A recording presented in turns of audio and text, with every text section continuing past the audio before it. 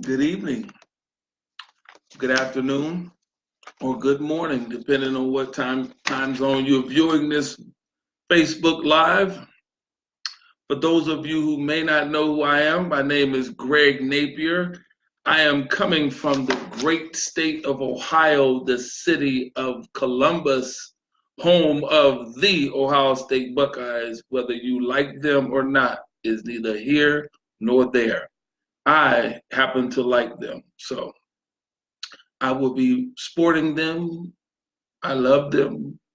It's okay, because at the end of the day, when I go off to glory, it won't make a difference who I liked and disliked, or any of that. How much money I acquire, or how much money I didn't acquire, or any of that. Because at the end of the day, and as long as I've been living, and as many funerals and homegoings that I've gone to, I ain't seen nothing in them caskets but a shell of a body. So I just wanted to share that. That was just something I wanted to share. So if this is your first time, type of 1 in. If it's your two, if it's your second time, type 2 in. If you've never seen me before in life, never heard me, and this is your first time ever viewing me, I want to say welcome. And you've had a lot of places that you could have been, but you chose to come here and spend the next few minutes listening to me. We got Debbie Spear, we got Stephen, we got my boy Sean Zerback over there, my Canadian friend. I love drinking water. Stay hydrated. What's going on, Tim Mossberg? Ladies and gentlemen, let me let you in on something. If you don't tell me where you're coming from, I can't give you a shout out. But if you just want to come and be a secret agent and spy in on me and look at me and listen to what I have to say, that's wonderful too. I love that as well. Share this out. What's going on? Cedric Penn, what's happening, my brother from another mother? That's one of them Pittsburgh Steelers fans. Black and yellow, black and yellow. We didn't make it this year, but we'll be back next year. Brady and his boys, they pulled it off representing the AFC, nonetheless. Whether you hate Brady or not, it's neither here nor there. You got to respect the game. Just respect the game. So I just wanted to share those few little tidbits, which is a little rainy over here. Actually, it's been raining all day in the state of Ohio, city of Columbus. I even got flood warnings all over the place. So if you're in Ohio, I just say be safe. Share this out with your friends and family, because this is going to be something that's near and dear to my heart, because I've had a conversation with several people over the years. I'm going to take my time with this because a lot of people just don't have a clue about what's going on in the land of credit. And you got so many people out here in this internet space that are just spreading a whole lot of noise about do this, do that, don't do this, pay me this, don't pay me that, all of this noise. And so what happens is it creates a lot of confusion. So what I like to do to cut down on the confusion is do research and give you facts and give you stuff that I've actually participated in, meaning my wife and I, because we've been on this journey. And I'll give you an example of some credit history of when I purchased my first home back in 1985. Yeah, and you can do the research on this. My interest rate was 11.5%. And I know most of you young people looking at this saying, man, that's a high interest rate. But in 1985, that was considered a great interest rate. That was an outstanding interest rate. I purchased that home at the age of 27 years of age, okay? My mortgage, tax and insurance and everything was less than most people were paying for rent. And I had been at the job for about a little over a year. And a lot of people I discussed that with said, man, why would you be buying a home? You only been on the job 1 year. I said, listen, I don't want to live in an apartment, and I got this real good job working here with you, and I want to buy a house. So I bought a house. So my point to this is, had I known it a little bit better, I would have actually bought the house on the corner because it was for sale as well, and the realtor offered it to me, but I didn't know no better. And when you know better, you'll do better. I didn't know any better. So I could have owned 2 homes. I had the opportunity to buy 2 homes on the same block. I didn't. So credit is important, and it's more important now in 2019 and beyond than it was 20-some years ago, because cash used to be king a long time ago. Now it's credit. But I'm saying all this to say that I didn't even know what my credit score was back then. All I know is I must have had a good credit score because my interest rate was 11.5%.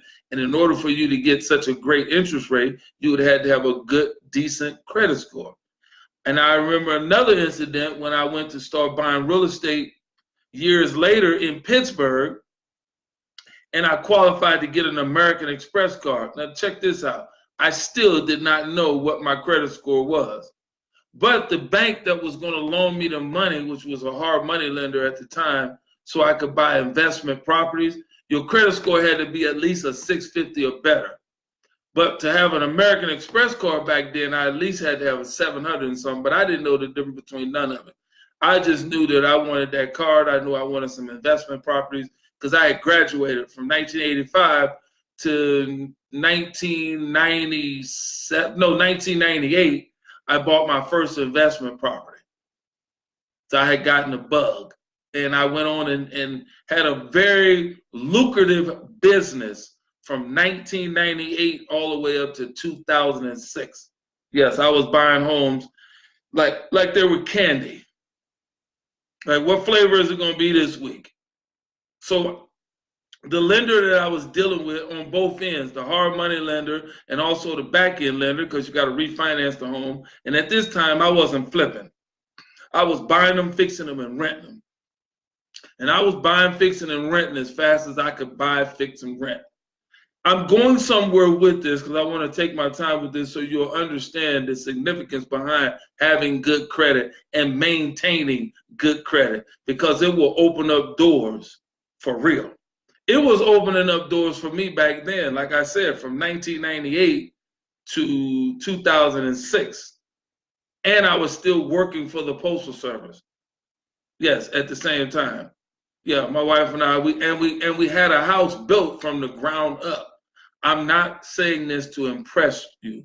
I'm saying this to impress upon you the importance of having good credit and maintaining your credit and checking your credit on a somewhat regular basis, and not being like me and my wife and not looking at our credit well enough to know so we could know what's on the credit. We didn't know. We were only checking our credit or having it checked when we were about to make major purchases. Now, in 1985, I wasn't with Curlin. Or was I with Curlin? Was I with Curlin? Yes, I sure was. We were dating. Yeah, I started dating Curlin in 1985. Yeah, my bad. But she was living in her place, and I had just bought my place. Yeah, she was living in her place. Yeah, I was a young buck. Yeah, been with Curlin but the saying that we have is we haven't been together long enough. When somebody asks me, how long have you been with Curlin? I'll say, not long enough. Because I've been with Curlin for so long, I forgot that we started dating in 1985. I got the job with the post office in 1984. I was discharged, honorably discharged in 1983 from the Marine Corps. So I'm saying all this to say that credit is definitely important. So I'm going to share with you 7 steps to keeping good credit and maintaining that good credit. And if you follow this blueprint, you will definitely have success in this. So if you're getting any value out of this and this is helping you in any way, share this out with your friends, comment on it, leave me a comment saying, hey, this is really helping me. So this step number 1 is know what goes into your credit score. Prior to me learning more about this, I didn't even know that there was such a thing as a whole score. Right. I didn't know that there was 35% was your payment history, 30% was something called credit utilization, and another 10% was new credit. 15% was what's 15%? Let me look at my notes here. I have my notes here. Oh Jesus, I have my notes here and didn't even pay no attention.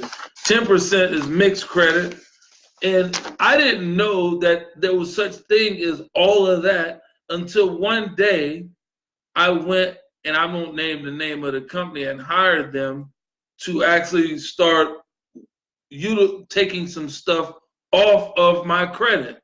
And I'm like, okay, so we didn't pay these people this money, and all they could do was take off what they could take off, and didn't even discuss with us what the other piece of the pie consists of, which is the 30%, the 15%, the 10%.